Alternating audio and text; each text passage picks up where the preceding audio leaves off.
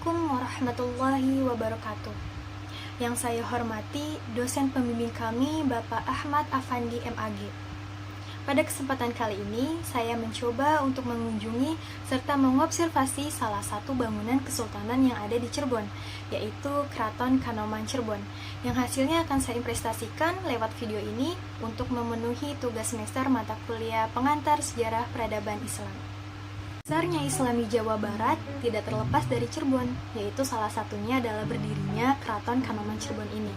Keraton Kanoman berdiri pada tahun 1588 Masehi yang didirikan oleh Pangeran Muhammad Badriddin atau Pangeran Kertawijaya yang bergelar Sultan Anom I yang merupakan keturunan kelima dari Sunan Gunung Jati. Komplek Keraton Kanoman ini mempunyai luas kurang lebih 6 hektar yang berlokasi di belakang Pasar Kanoman Cirebon. Sultan ke-12 yaitu Raja Muhammad Emiruddin beserta keluarganya tinggal di keraton ini. Keraton ini masih sangat memegang erat adat istiadat, yaitu salah satunya mendirikan atau melaksanakan Grebek Syawal seminggu setelah Idul Fitri. Di Keraton Kanoman saya mengobservasi beberapa tempat atau bangunan yang menjadi daya tarik tersendiri untuk saya, yaitu tempat atau bangunan yang menjadi cikal bakal berdirinya kota Cirebon. Yang pertama, bangunan Witana. Witana artinya awit-awit anak atau permulaan ada. Jadi sebelum Keraton Kanoman ini berdiri di kota Cirebon, bangunan Witana inilah bangunan yang pertama kali dibangun oleh Pangeran Cakrabuana di Cirebon. Bangunan ini ada pada tahun 1369 dan sekarang usianya sudah 651 tahun. Jadi peringatan hari ulang tahun kota Cirebon memperingati berdirinya bangunan Witana ini. Jadi pada zaman dahulu, kota Cirebon ini masih berbentuk hutan belukar. Lalu Pangeran Cakrabuana atau Mbahku Cirebon membabat hutan itu lalu membangun bangunan Witana ini untuk pertama kalinya. Yang kedua yaitu Bangsal Witana. Bangunan yang terdiri dari kayu, dari rangka-rangka kayu yang dibentuk seperti kubus ini memiliki ukuran kira-kira 3x2 meter. Pada mulanya, Pangeran Cakrabuana menjadikan Bangsal Witana ini sebagai tempat pengajian dan musyawarah saja, tetapi seiring berjalannya waktu, penduduk Cirebon meningkat, yaitu mencapai 1.345 orang. Barulah pada saat itu dibangun Keraton Kanoman sebagai pusat pemerintahan pada saat itu.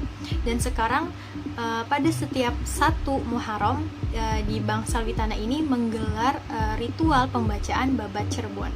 Yang ketiga yaitu musola, bertempat di samping kanan bangunan Witana.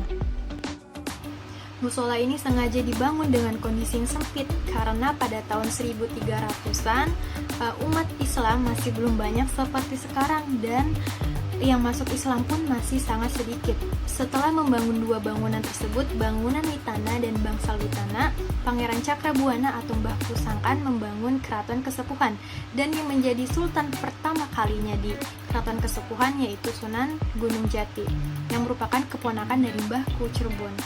Lalu Sunan Gunung Jati hidup di sana lalu mempunyai keturunan dan sampailah pada keturunan ke-7 yang bernama Panembahan Girilia dan putra beliau yang bernama Sultan Badriddin. Nah, Sultan Badriddin ini yang mendirikan Keraton Kanoman dan juga memperluas areanya. Yang keempat yaitu Sumur Witana, sebelah kiri bangunan Witana. Sumur Witana ini terletak di sebelah kiri bangunan Witana, sumur yang dibangun pada masa kesultanan untuk sumber air dan kebutuhan sehari-hari pada zaman itu.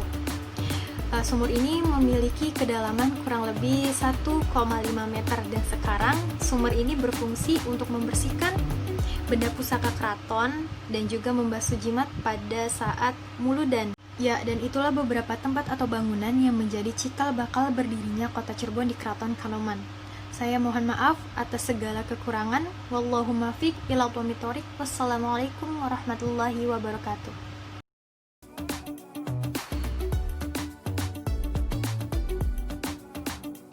Bagi saya, Keraton Kanoman memiliki arsitektur yang unik. Jika bangunan dahulu didominasi oleh bata merah, Keraton Kanoman didominasi oleh warna putih yang membuatnya lebih menarik.